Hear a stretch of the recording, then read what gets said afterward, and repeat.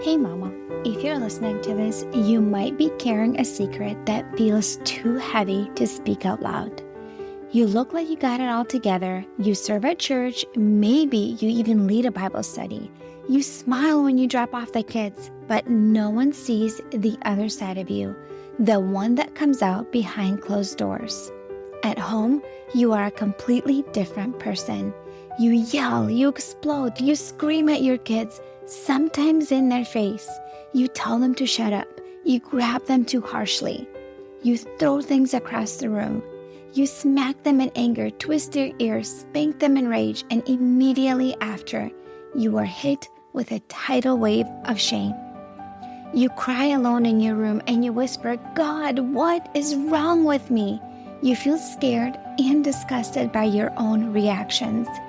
You're terrified that someone might find out. You wonder if your kids would be better off without you. You feel unworthy, broken, and too far gone to be redeemed. You try to fix this on your own. You listen to podcasts, parenting books, download freebies, but nothing changes. You keep falling back into the same patterns, and it feels like you are stuck in a cycle that you can't break. You don't trust yourself anymore, and if you're honest, you are afraid of who you've become. But here's the truth, Mama. You are not beyond hope. You're not alone, and with God's help and the right support, you can change. I'm Elizabeth, a mom of 4 and an anger management coach for Christian moms. And inside my Calm Christian Mom coaching program, I guide women just like you through a powerful transformation. This isn't shallow behavior management. We go deep. We address your triggers, your stress, your mindset, your nervous system, and the spiritual root behind your patterns. We invite God into every layer and walk hand in hand towards healing. In just 12 weeks, you can become a completely different mom, unrecognizable. One who leads with patience, not panic. One whose children feel emotionally safe around her. One who cultivates peace. This summer, I'm offering a Calm Mama strategy session, a powerful 15-minute one-on-one coaching session designed to help you uncover the root of your anger and receive spiritual, emotional, and practical support. It's your chance to experience what coaching is like with me before diving deeper into ongoing support. If we both feel like the full program is the next right step, we can talk about what that looks like for you. You don't have to keep living like this. Your family is worth healing, and so are you. Use the link in the show notes to book the Calm Mama strategy session.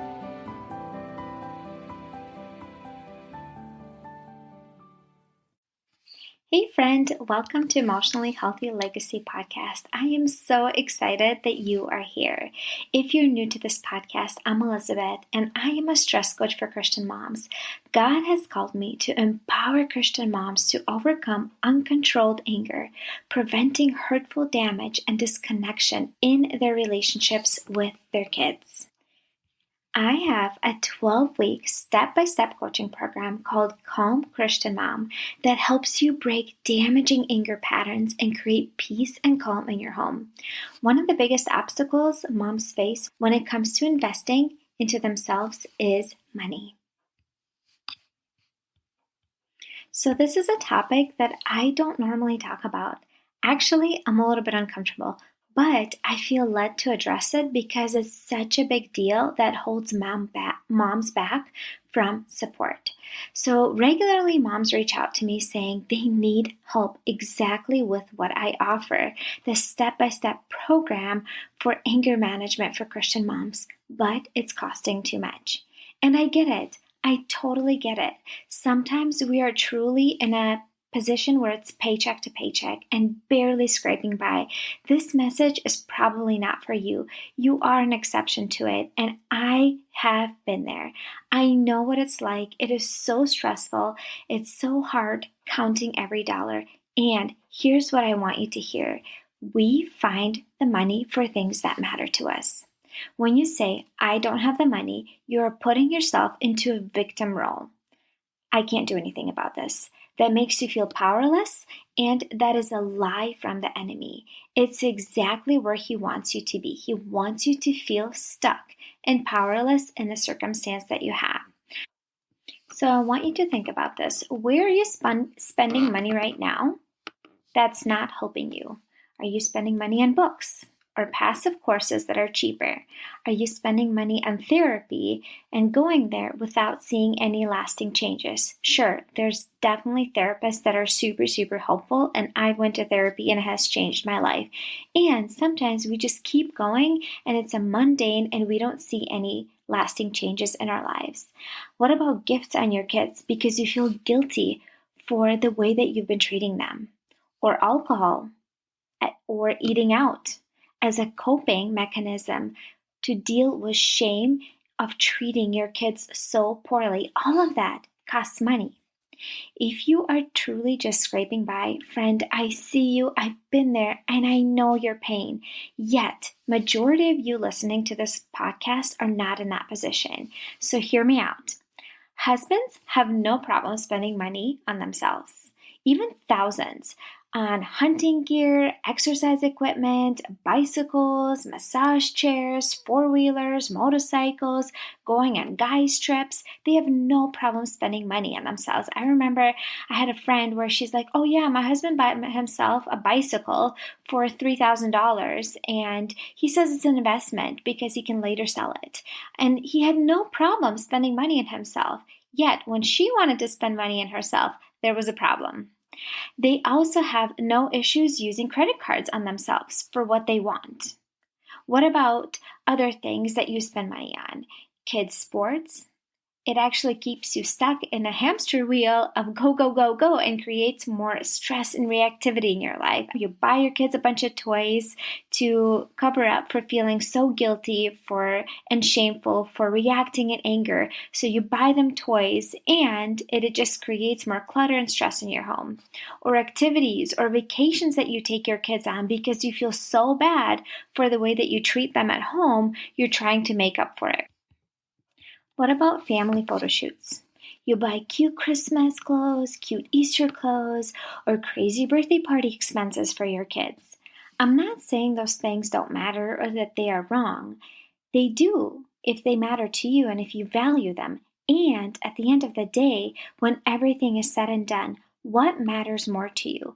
All the photos, all the parties, all the toys, the sports, or your emotional connection and relationship with your kids, emotional stability in your home. What matters more to you? Here's the problem that I notice. But when a mom wants to spend money on herself, she tells herself, we don't have the money for that. She feels guilty spending money on herself and needing help in that area that she feels like she should be able to figure out on her own. For many years, that was me. I felt unworthy of support and spending money on myself. I literally felt so bad and guilty for wanting to buy something for myself that would actually support me. I would tell myself things like, others need it more. Things are not that bad. It could be worse. I'll figure this out on my own. So if you relate to what I just said above, I want you to ask yourself some questions and actually journal some of these questions. And I will link them for you below so you have some time to reflect on this.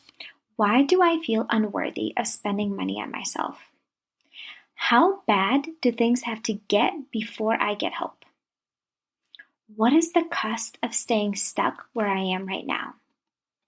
What will happen 5 years from today if nothing changes?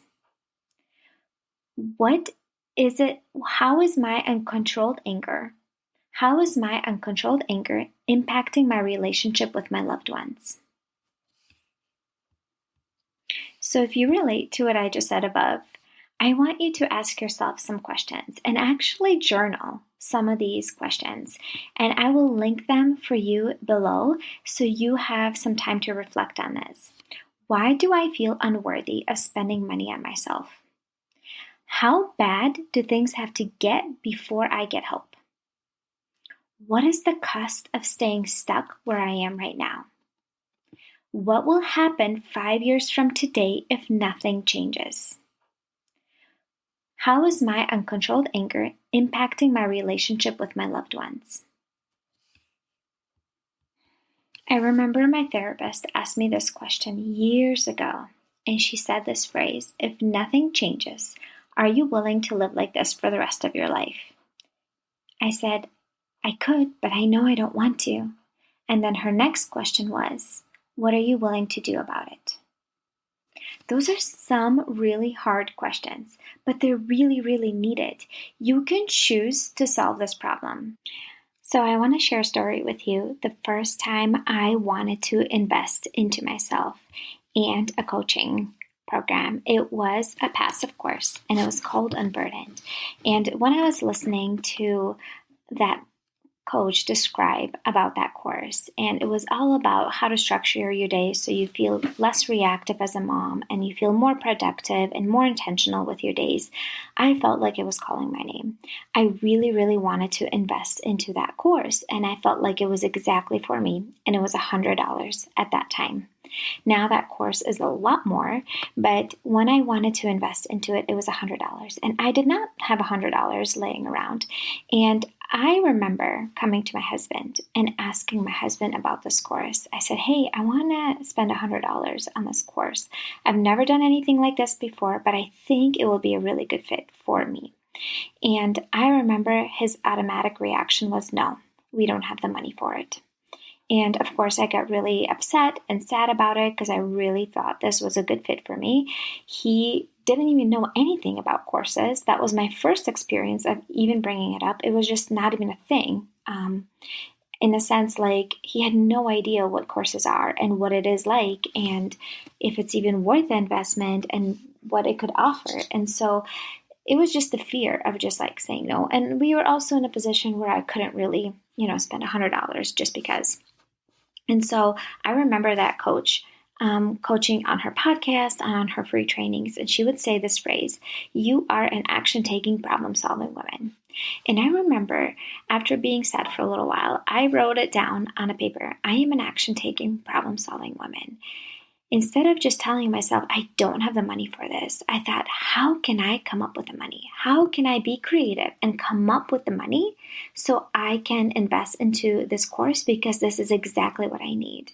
And so I got creative. I sold something in our house. I found something to sell and I sold it, and it was around $100. And then I put that money in our account and I used that money to buy a course. I got creative because I chose to get creative instead of playing a victim and saying, I don't have the money for it. My point is that we find the money for things that we value and are important to us. You want a new TV? You find the money. You want to go on vacation? You find the money. You want to take your kids to Disney? You find the money.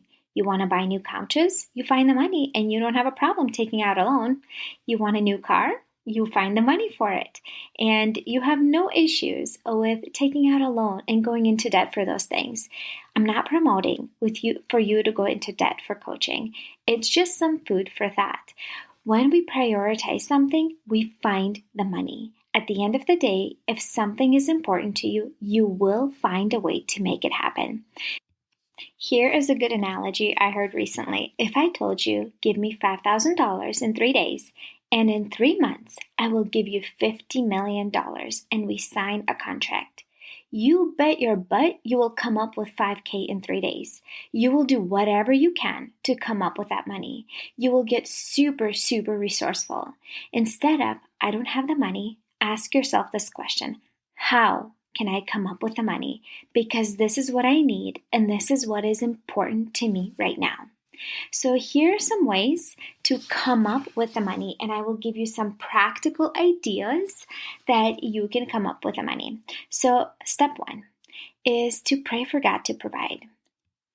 God has His ways. You just need to ask. He knows your struggle. Ask Him specifically what you want and why. The Bible says, ask and it shall be given to you. Believe that God will provide for you if you ask Him. Step 2, this is super practical. You can sell something in your house. We all have stuff in our house that we don't use. Just go into your basement, your garage, your kids' room, your kitchen, your room. I'm 1,000% confident you have hundreds, if not thousands, worth of stuff that you can sell in the next couple weeks. Clothing, furniture, kids' toys, baby items, old electronics you're not using. You have things to sell in your house. You can open a credit card and charge money on the credit card or take out a low interest loan. If you strongly believe against debt, I'm not going to pressure you to do this or try to convince you to do this. If you strongly believe against that, then this is not for you. But majority of Americans have no problem going into debt for home remodeling, a car, a vacation. But when it comes to mom needing some coaching support, oftentimes the thought is, oh, we don't have the money for that. You can ask family members to loan you money, or you can ask your parents to pay for the program as a gift for you. This may or may not work for you. As I'm recording this, Christmas is coming up. How about this year you spend less on your kids' gifts and more on supporting yourself in being a better mom? You can even ask your parents or in-laws to spend less on your children's toys this year and instead give you part of that money so you can invest into being a better mom for your kids. I can give you an example. This summer, I was in a 12-week coaching program for moms and mom mindset, and there was a gal in there who was sharing her story that this is her second round in that coaching program, and she said the first time she entered the coaching program, she asked her dad if her dad would pay for the coaching program as an investment into herself. And her dad literally gifted her the money to invest into herself, into becoming a better person and a better mom for her kids. Is this uncomfortable? Yes. Is it worth it? Also, yes. And it might be worth it for you to step out of your comfort zone. Along those lines, number 5, with Christmas coming up, when your friends or family ask, what do you want for Christmas? Or maybe like your birthday's coming up, say cash. They're spending money anyway. Might as well have it for something that will change your life and your family's life. You can even ask them ahead of time. Hey, I'm saving for a coaching program. Please give me cash this year for Christmas or for my birthday.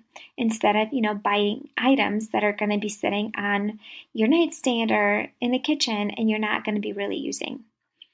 Number 6, you can cut out some expenses. Maybe some of the sports or activities that your kids are doing, eating out. Cancel some of the subscriptions that you have and that you're not using.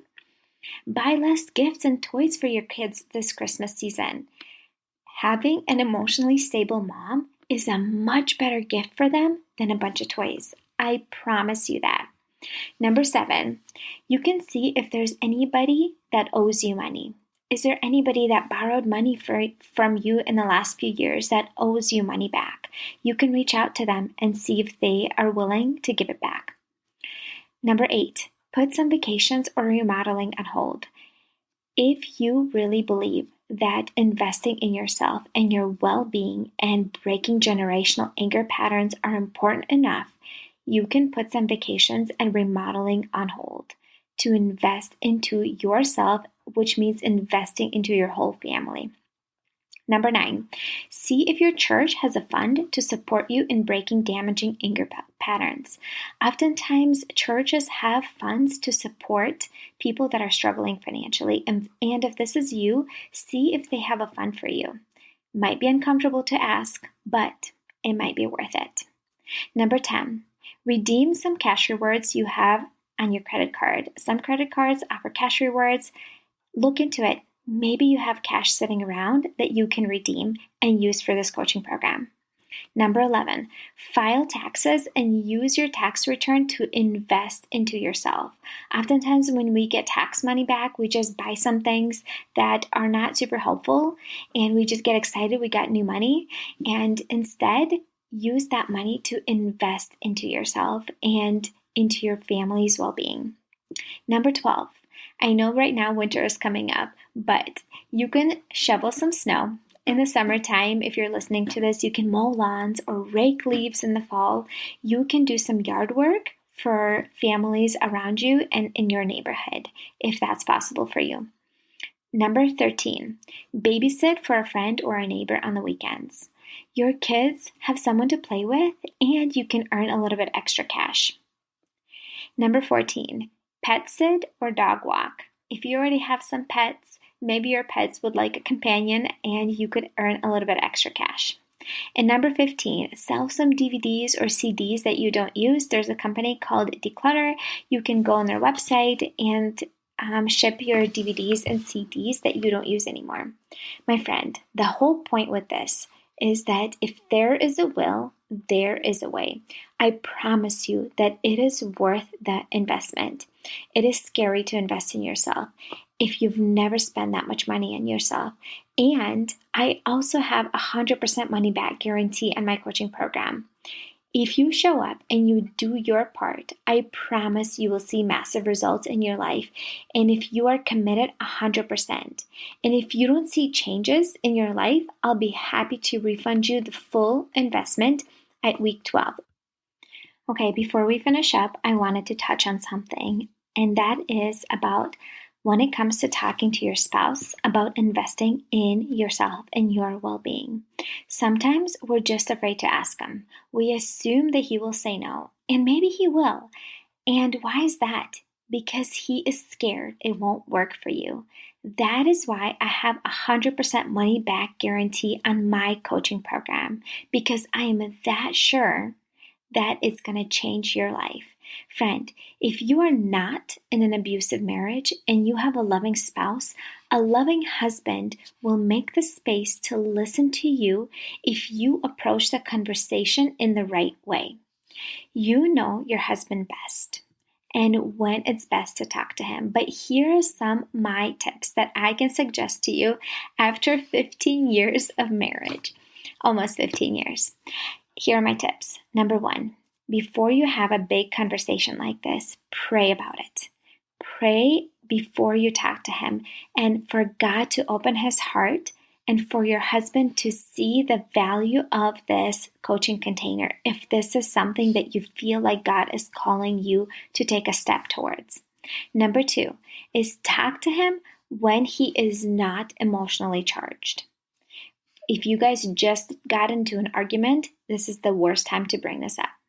If he's feeling tired or he came right after work, he's overstimulated, he's stressed out, he's feeling hungry, or maybe he's frustrated with the kids and they're not listening to him, not the best time to bring this up. In the evening, after the kids are in bed, he had some time to decompress, you feel close and connected, that is the best time to bring this topic up. Number 3, have an open conversation. Be honest with him. Be vulnerable. Share with him how you've been feeling lately and how you've been struggling and the fears that you have. Those journaling prompts that I gave you above would be really great questions to touch on. You can say phrases like, I've been feeling XYZ. This is important to me. I need support in XYZ. I tried doing this on my own. I tried the cheaper options and I'm still struggling. I need a step-by-step. I need the accountability and support, someone to talk to, someone to ask questions who specializes on this topic, someone to keep me accountable that I will show up and do the work and not just let it go when things get a little hard and life gets in the way. And number 4, sometimes your spouse just needs some time to process this information, and his immediate response will be no. Keep praying about it for God to open his heart.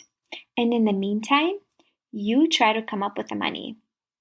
Use the tips I shared with you above how to come up with the money. Because if this matters to you, you will find a way. Ask yourself, how can I come up with the money? Friend, I want to remind you that you are the most important person in your children's life, and you have the most influence on them. And you shape their lives, their view of motherhood, because you set the tone in your home. What would it be like for your husband to have a wife who is calm and peaceful, that greets them at the door with a smile when he comes home from work? A wife who is playful and creates lightness in the home. How would your life change and the relationship with the closest people around you if your anger was not controlling you anymore? If your kids felt safe around you and you had a close relationship with them? What would it be like if you were the person that broke generational anger patterns in your home? What would it be like for you to model to your children Christ's love, compassion, and kindness? What would it be like for your kids to have the tools to manage their own emotions well and carry that into their future relationships? I will have these reflection questions for you in the PDF below, and I would highly encourage you to sit down tonight and really think about these answers and reflect on those questions and journal through them. Here's the thing, coaching costs money. Why? Because when you are invested, you have skin in the game. You are committed and you are invested into showing up even when it's hard and you don't feel like it. You get my support and expertise. You have a step-by-step proven process. What is peace and calm worth to you, my friend? Is it $100? Is it $1,000? Is it $5,000? Coaching is an investment in you and your well-being, because it's the best thing that you can do for your family to break generational anger and pass on the healthy coping tools to your kids. Imagine how your life would change if anger was not controlling you anymore. If you felt peaceful, calm, lighthearted, and responsive during the day, and that was your norm. I know. Investment is scary, and it always is when we do something new that we've never done before, and it's even scarier to stay where you are at right now and stay here if nothing changes. Friend, if my program is what you need, let's have a conversation and chat about it, how I can help you. Use the link below to book a call and let's chat, my friend. There is hope for you. You don't have to stay stuck where you are today. I pray that this podcast has blessed you in some way. And if it has, please text it to a friend, because most people find a new podcast from a recommendation from a friend. And I will see you in the next episode. Hey mama, do you find yourself snapping over the smallest things, like spilled milk or constant whining, then feeling horrible afterwards? If you're tired of losing your temper and you want to show up with more patience, I have something for you. It's a free training called How to Be More Patient with Your Kids so you're not screaming over spilled milk. Inside, I'll walk you through 10 simple things you can start doing today to become a calmer, more Christ-like mom, even on the hard days.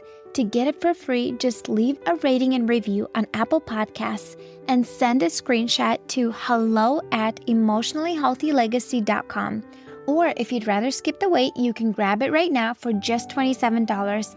The link is in the show notes. Let's help you become the peaceful, patient mom your kids need.